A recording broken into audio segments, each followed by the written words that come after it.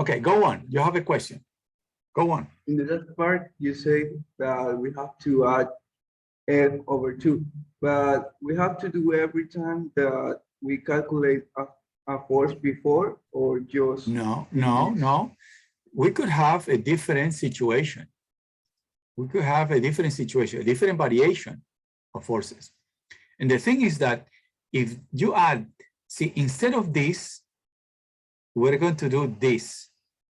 But the problem is that the total force here has to be preserved. For example, what would have happened if instead of F/3 and S/6, we had, for example, F and 2F? That means that in total, we would have 3 Fs, right? When the total force, the original total force would be F/2. It's like having invented a new force. So that does not correspond to that. So what we're saying here is that we have to check that the total force that we apply here has to be consistent with the total original force that we had in the system. That's what we're saying.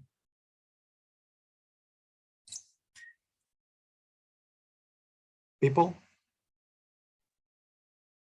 okay, doctor. Thank Okay, you. so that's what we're saying. Okay, so let's now go to the last step. The last step would be, let's think that we have concentrated forces. That's easy. That's for me. So the third type of forces would be concentrated forces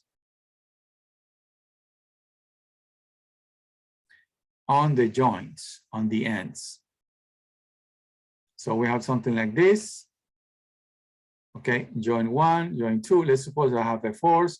I have a force here. So this point here will move, right? How much it will move the left end? Somebody. How much it will move the left end? This end, how much it moves? Does it move? D1x. And this one here moves D2x. So in this case, we have two forces, F1x, F2x. So what we need to do is we have to make a summation in this case, okay, of the force in joint 1 times joint 1, and similarly for the other joint. So the potential is that he can displace this amount. So the product will be the potential energy for this type of forces. So this is VE for the third type.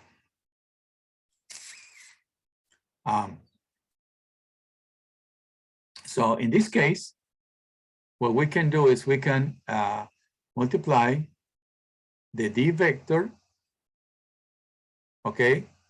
This is transpose, so this is a row, and multiply by the vector. The vector will be F1x. This is the concentrated force that we have applied here, and the other is F2x in the other joint. Okay, so this is a row, this is a vector, and we are done. Now, let's put all of this together. We say pi is equal to u. Let me go back, people. Let me go back.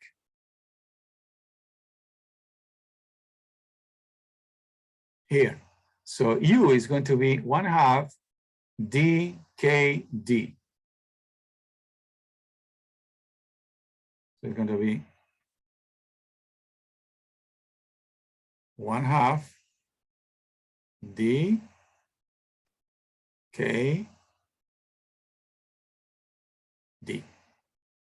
minus. Then we have the three terms. Let me go back. In this case, in this example, okay, we have this, right? So we have the D is constant, it's a common weight divided by 2. Let me go back. Let me erase this. So I'm going to put like this.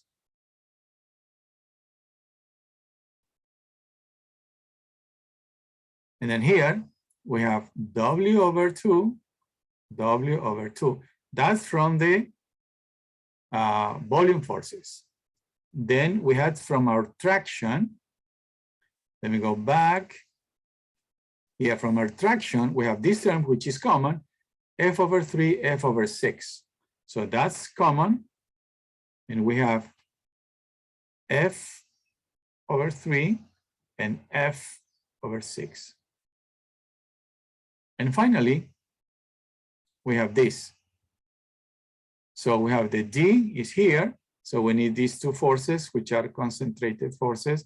For example, it could be reactions, if were the case.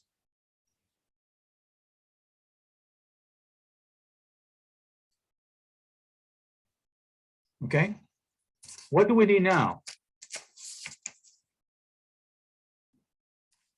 Well, we have to remember the principle of minimal potential energy, which says that, okay, in this case, we have assumed an interpolation for the displacement. In this case, this is local references, okay? And we have included these values which do not know, the D's. Everything else known. So the minimum thing that we can do is try to differentiate this pi with respect to D1 and D2 in order to try to get the minimum, okay?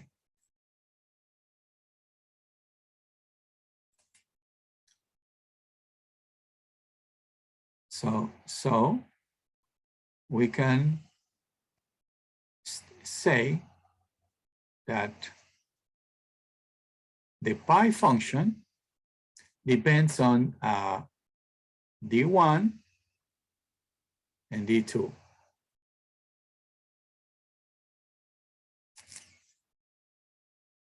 Because these two values, 1 and 2, are the base for the interpolation that we have done. And we could try to find the minimum varying these joint displacements.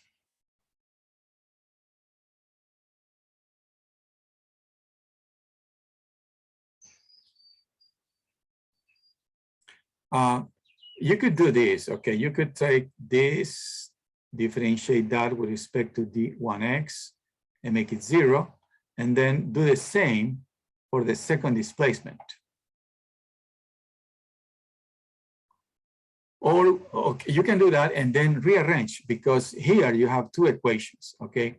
In a more compact way, we can say, I'm not sure that this is in general correct, but it's like having differentiation with respect to this variable. But here you see that you have this variable and this the same variable here. So it's like having a square. So you multiply, you differentiate that with respect to d squared, you will have 2d. So the 2 will simplify with this one in the denominator. And then we will have a simple k times d. And in the second term, this is constant because that doesn't depend on d. So the differentiation of this with respect to d will be 1. So in a very compact way, we can say that d pi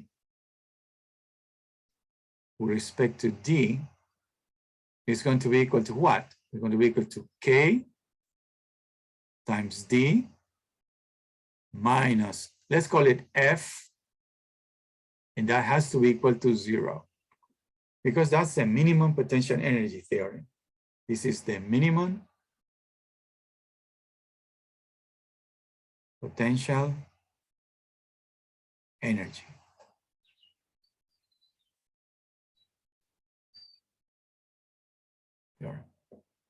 So if we try to make it true, then what we can do is we can take this and solve it.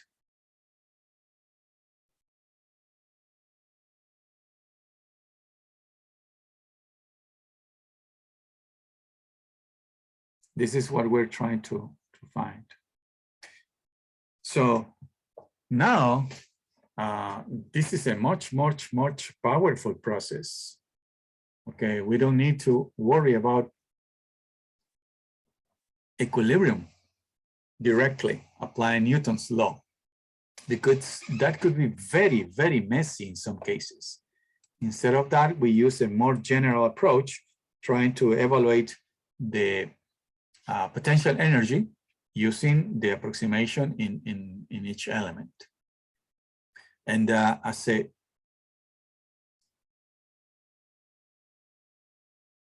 secondary gain, we could now apply this process in order to have an arbitrary distribution of force, and applying this process, we could convert that into an equivalent discrete distribution of forces, only two in the joints. But if you have a uniform distribution, it makes sense to have half of that in one end and the rest in the other. But the problem is that if you have a more complex distribution like this one, how can you divide this into two parts? Well, that's what we have done so far. Okay, we can say, okay, now we could apply the distribution and put it into here, make the integration, and follow a more consistent procedure. I guess that's the best word. And the rest is just that we have recovered this stiffness matrix that we did use in chapter 1 using the direct approach. So this is EA over L 1 minus 1 minus 1, 1 that we had before. Do we have any questions, people? Do we have any questions? Any questions? Good morning, Dr. Incarion. Yep. I have a question, but it's more general about the bars, because we are analyzing just straight bars. But in the case, for example, of a frame with a bulb, the frame closer to the baseline has a curve. It's not totally straight. What will be the analysis for this case? For that case, for example, should I assume that the flat is straight, or no? This is a variation. Let's suppose that we have something like this. Now, there are one thing here which has to be mentioned is that let's suppose that the longitudinal force, internal force, are the most important. Okay. Immediately we can think that if we take this example, the bending will be important. Okay, but let's consider that we are interested only in the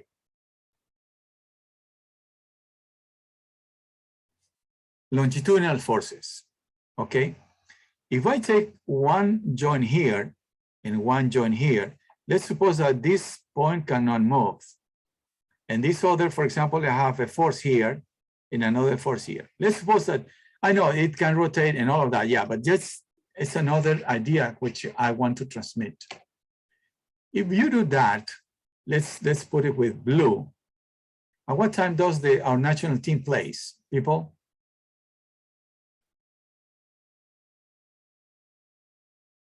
Anybody? At what time does our national team play against Venezuela? Come on, you know that. Miss Larrea, do you know at what time does our national team play? Miss Larrea, do you know at what time? I don't know, doctor. Oh, come on. You just worry about finite elements? Come on. Ms. Diaz, Mr. Diaz, I'm sorry, Mr. Diaz, Big Mar Diaz. Do you know what time does our national team play? Mr. Diaz, do you know? Okay, going back to this problem. Okay, see, if I use one single element, yeah, probably the answer will be very bad, very away from the correct value. What can we do? Suggestion, people, suggestions. What can we do?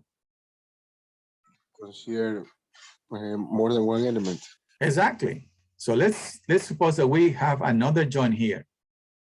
And in this case, I'm going to go green. So we're going to go like this. So one element from there until here. And the second from there until here.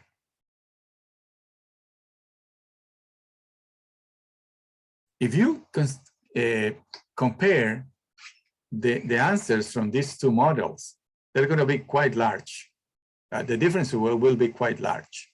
Okay, so and remember, this is a problem that we always have to worry about, convergence. So this is a number of elements. This is, for example, the force in any point here. Okay, so this is the correct the correct value. Okay, this P star.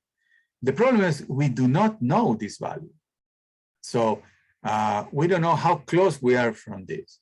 So, but in general, we expect to have, okay, this approach. So as we increase the number of elements, we're getting close to the correct value.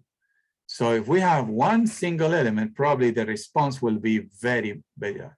But we don't know how much this is close to that. So let's use 2. The difference between this and that will be very large. But still, we do not know how much this is away from that.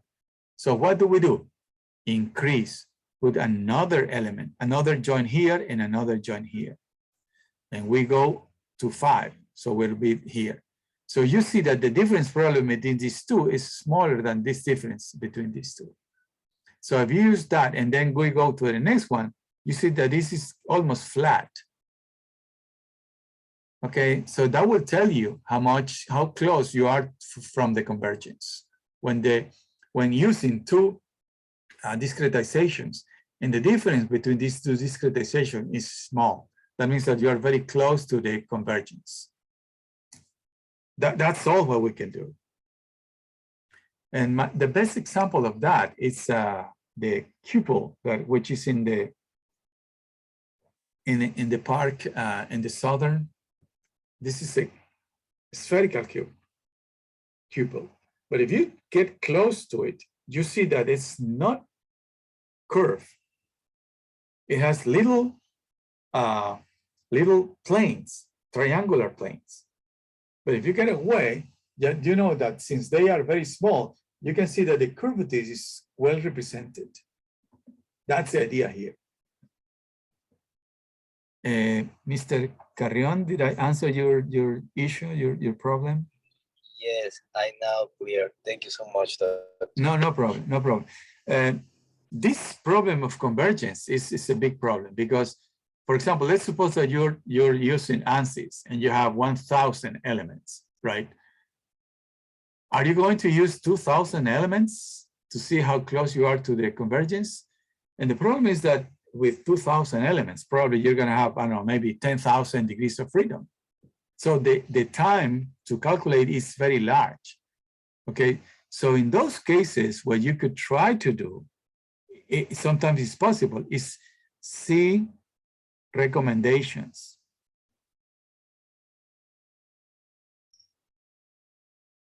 From, for example, classification societies.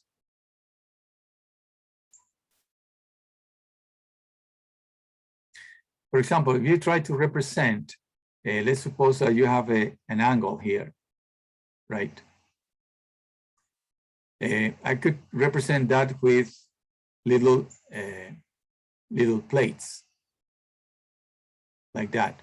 But the problem is that you see here, if this is in bending, you recognize that the stress here will be in sign opposite to the stress as this one.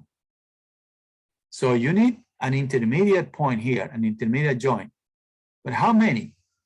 And for example, they could include these recommendations. So instead of doing this, you could try to follow the recommendation from a classification society, if there are some. If not, this is what you have to do. In some simple cases, yes, this is something that you have to do, and it's not so painful. But when your model is very large, it takes a lot of time to do a new partition of the domain in terms of computer time. So in those cases, what, for example, right now, Andreina and Carlos, they're going to do a full analysis of a barge, a 30-meter long barge. We're going to try to analyze the full thing. But the problem is that there is a lot of elements, a lot of joints, and it will take a very large time to do a new partition. So in that case, what I've suggested is take a quick look at the classification societies, see what they recommend for the largest size of the element. And that's what we're doing. So if there are, follow the recommendations. If there are not, well, you have to go to basics. That's what you have to do. Any other question, people? Any other questions? No? Okay, please, next Monday, okay, next Monday, we're going to meet in breakout rooms. Okay, so the assistant on Monday, are you there, Isaac? Can you hear me? Isaac? Yes. Okay, so next Monday, okay, please try to get somebody to help you. So somebody will make these breakout rooms. So you will put in every room each one of the groups, from group 1 until group 12. So we're going to go into each one of these groups, and I want you to explain me what you have done so far. You have already 1 week of work. So don't tell me that we are going to sit and do something. No, you have to tell me what you have done so far, because you have 1 week of work already. Okay, that's on Monday. And then we can go on with the material. So on Monday, what we're going to do is something similar to this one for beams. Okay, and then for beams, okay, you can take those results in order to get the equivalent forces and moments for the case of beams. That's the case that you have to solve for the new assignment. Okay, so you have to take the distribution of forces, you integrate it and convert it into forces and moments on the joints. Doctor, Yep. I have a little question. Sure, go on. About the force distributed in the frames, we have force over L squared, but this is because are in the plate. Yeah, Right. This is a spacing frame multiplied with explosive frame, so I have the we work with that in ship structure.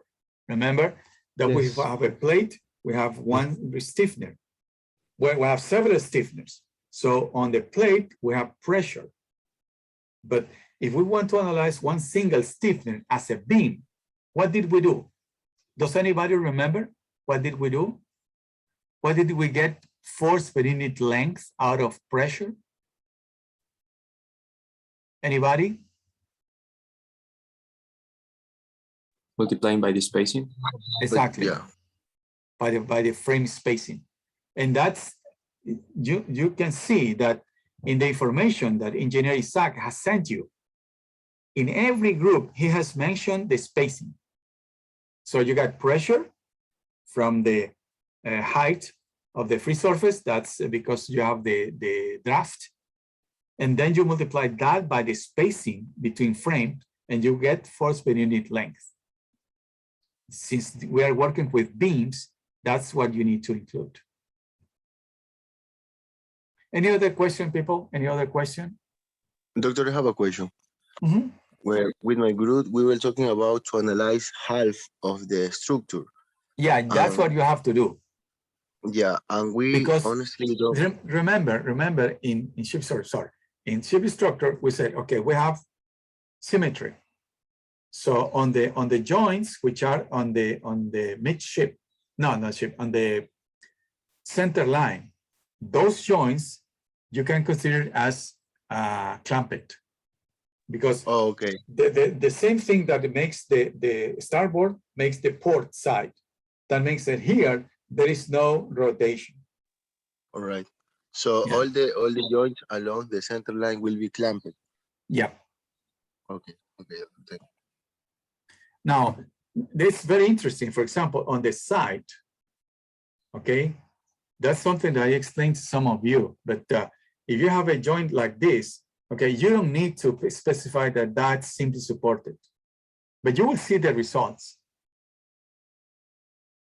If you apply a force on the side, okay, this try to move, but the bottom will prevent that.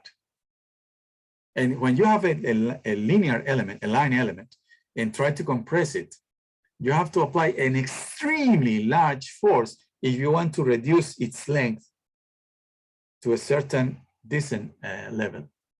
It's extremely stiff. The other way, you apply the force on the bottom, it tries to move upward, but the side will prevent this. Since this is in compression, it will be basically quite close to simply supported. So you don't need to implement that. The physics of the problem will take care of that. Similar with the connection between the side and the deck. That's very interesting. Okay, people. Oh, it's 9:04. I'm sorry. I passed the time. Okay, I'll see you Monday. Please, every group, I need a report.